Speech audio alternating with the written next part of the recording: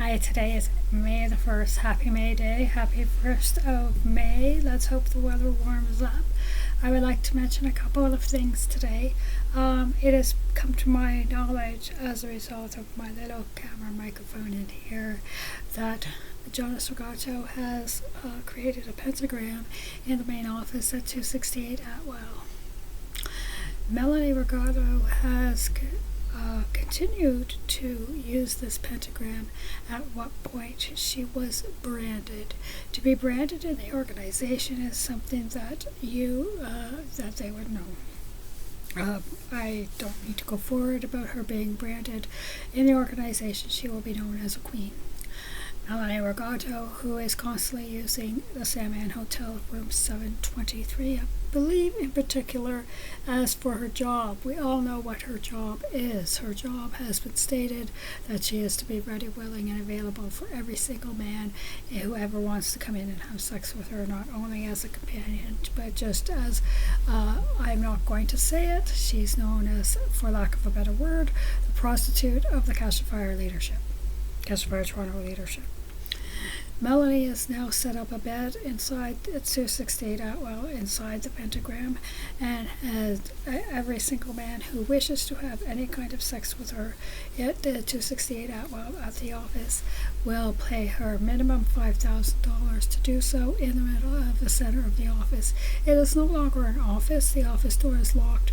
The only individuals who are allowed in there are Murray and Ash, Sandra, as well as Lily and Norman Brown. Linda Cooley has been seen in the office today as well as yesterday afternoon, late afternoon.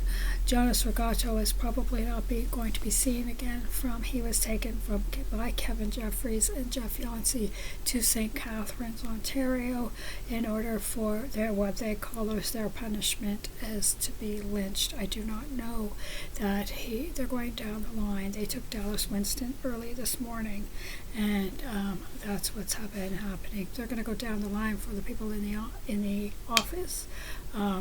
Everyone who is a member of the organization, and they will do so. They include people such as Murray Smith. They include people such as Sandra Long. They will most certainly include people such as Norman Brown. Linda Cooley will either leave the country, which he should be doing. That's my personal opinion, and Melanie as well. And Melinda Jeffries, Lisa Satchel has been seen coming into that office every day on a regular basis to particularly feel like she has rights over me. None of them do. There is no rights over me. There is no rights. The covenant that which was signed and written in human blood, that they would have me, and I'm going to say, for lack of a better word, leave this earth, is gone. It's over. It was actually over on February 24th of this year, but they extended it. They, meaning Jonatas and Melanie, to the end of April at midnight, which was last night. Melinda Jeffries is trying to continuously state that I am coming back to Catch a Fire Toronto. I have spoken to Duncan and Kate and I have also said that no, it is too dangerous for me to go back to Toronto. Their bodyguards have stated this as well. I will not go back to Toronto. I do not want to go back to Toronto, not for any reason except to speak. Duncan has spoken to me about going back and speaking, saying my sermon, and which apparently a lot of people that I've posted on YouTube with my PowerPoint, a lot of people would like to buy. They would like to take. I know Linda Cooley exported it over out of YouTube to his ministries, but I don't know if it was his ministries as such as it is him. And he tried to take off on the corner right there where I recorded me saying my sermon. He tried to have that deleted, but he couldn't. He didn't know how. The other thing is that there are people who had continuously, Sandra Long had stated that there wasn't going to be any money until I had my raping schedule. Duncan and I had a conversation about this, and it has been rescinded. Not as if Dallas Winston, who had delivered it to 1592 South Parade Court in Mississauga, and it became it went over to the police. The letter that accompanied with it wasn't supposed to have me come back as an invitation to Toronto. I found this out, but it was strictly stating, you will see these men in private meetings and do so in this schedule, which is what a raping schedule is actually, which is, and I'm happy to announce, I don't know if I said this before, that 87 raping schedules that were given out for freshmen to the young girls and young boys, they were returned, and I know 3 were sent to the police stations. I don't know if it was the Toronto Regional Police or if it was Peel, I'm not quite certain where it was, but it went to the police stations. Other than that, as we begin a new month, I would like to state that Gianna Surgato, who pretended to be Linda Cooley, tried to have me taken,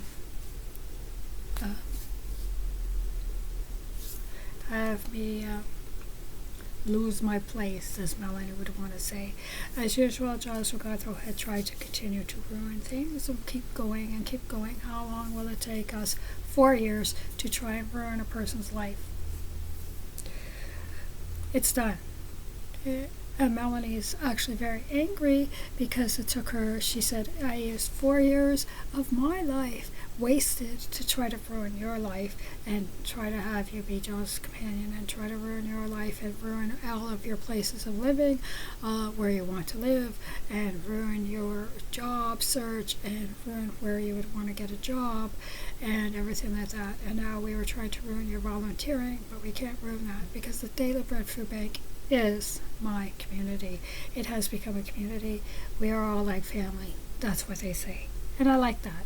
I like that. I like that I found my place, and I will continue to find my place, as well as I will continue to look for a place to live. Duncan has spoken about the money coming in, but I don't know when that's going to come. I also am going to say something else. Apparently there was a woman who lives in France or Monaco, I don't know, who found her mother was a Fairhaven, and actually I've been contacted by this woman who was a notary who also had contacted her, a long lost heir. I was to become the sole heiress to this woman's fortune, apparently, but they wanted to have me send $280 Canadian. And our Heavenly Father had spoken to me if she had contacted me by yesterday, then it wasn't a scam from the office. But I have repeatedly spoken to this person in regards to the fact that I don't have $280 to just throw around. I finally ordered a pair of running shoes because I donated from Amazon, because I donated my running shoes to ship when I was in service housing in province.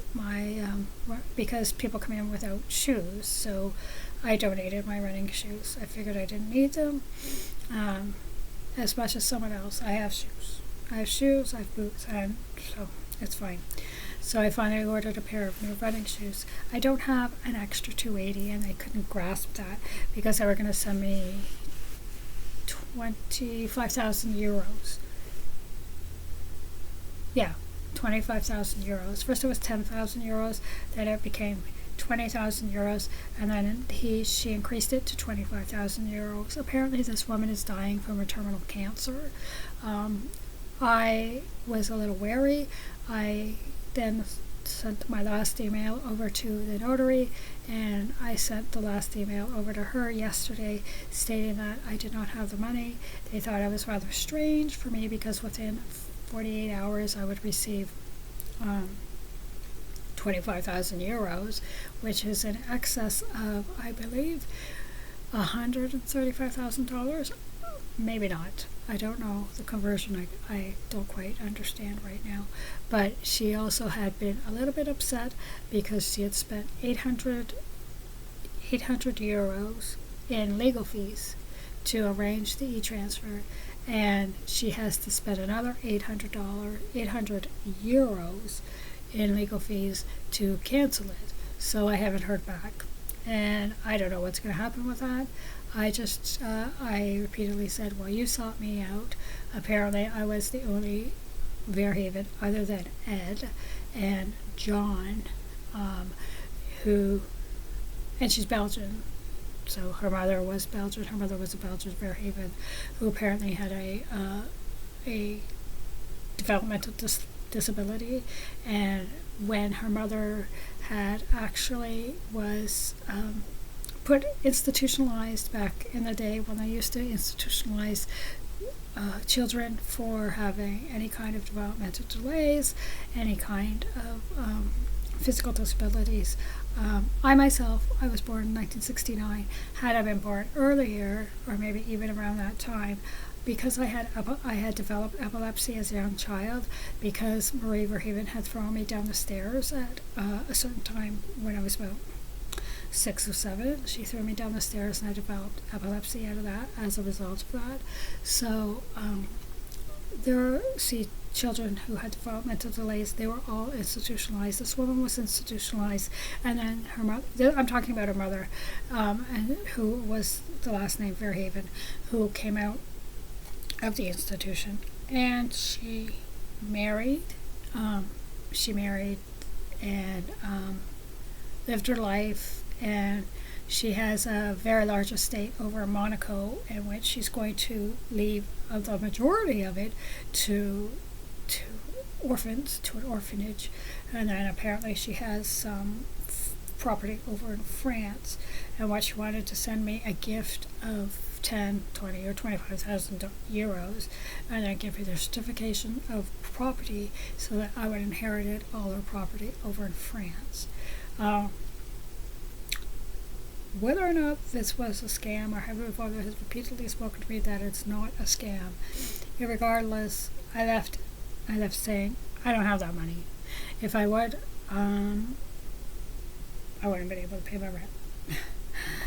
So, and I choose to pay my rent, and I choose to go forward and buy shoes and pay for my bus pass and get what little groceries I can this week.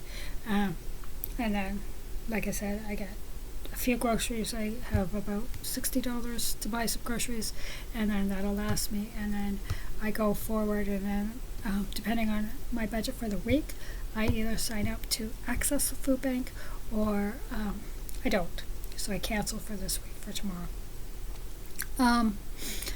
Yeah, and that's a need. Where we say that our Heavenly Father provides us with our wants, our needs, and desires. He does. So I also would like to mention that Kate had stated that Kate and Duncan both had stated that now they were coming into Canada and they're going to shut down at will. When someone like Jonas Regato, who's being allowed, and Murray allows it. Murray allowed it. I mean, Murray's in the enemy's camp, so he's allowed it. So is Melinda, right? Head of security. When they do it at nighttime, when everybody's away from the buildings and everything like that, whatever's going on at 272 or Tam Marmack with the School of Ministry, and Jonas Regato decides to imprint a pentagram in there, and Melanie decides to place a bed in there, and members of the board of directors who are in the enemy's camp and other staff members decide to brand Melanie Regato and make her, what is that in the enemy's camp? A queen. And so that's what happened. And so when that happened, Kate and Duncan both stated that enough is enough. We have to shut her down.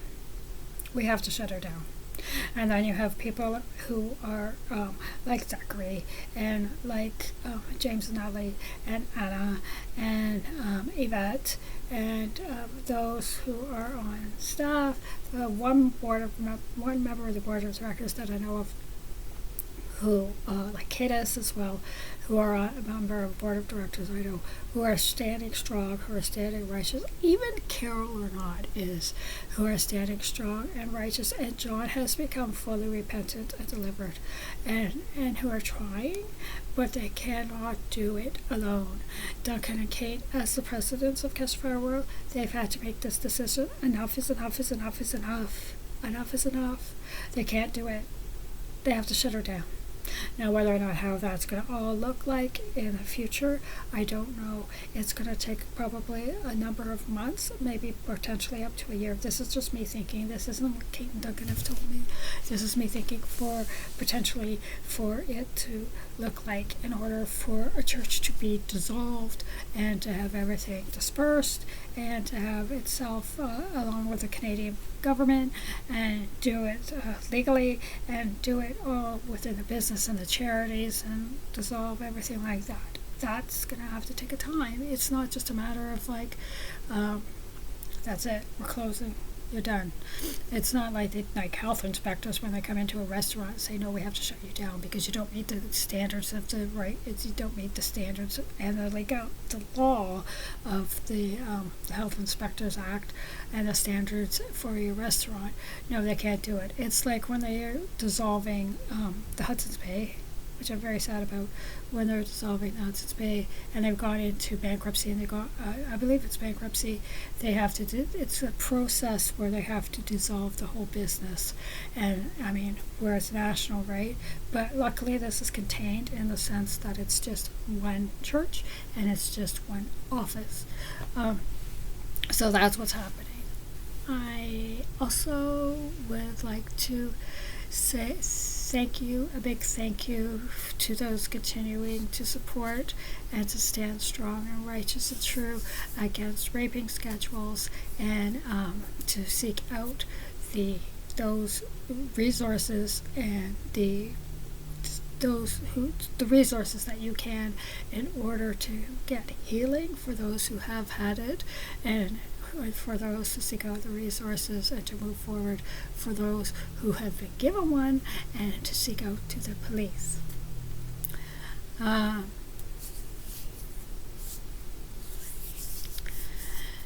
And that's it for today. Happy May Day. And I am going to say something that I wish for. If you caught the It's Time conference with Dr. Heidi Baker and Duncan and Kate, and as well as John and Carol or not, I don't know who else was there. I think those were the only speakers. I would ask that you would continue to pray for when Duncan had preached. He had preached about he calls them Gen Z. That's what they're supposed to be called, Gen Z, Gen Alpha, whatever they are.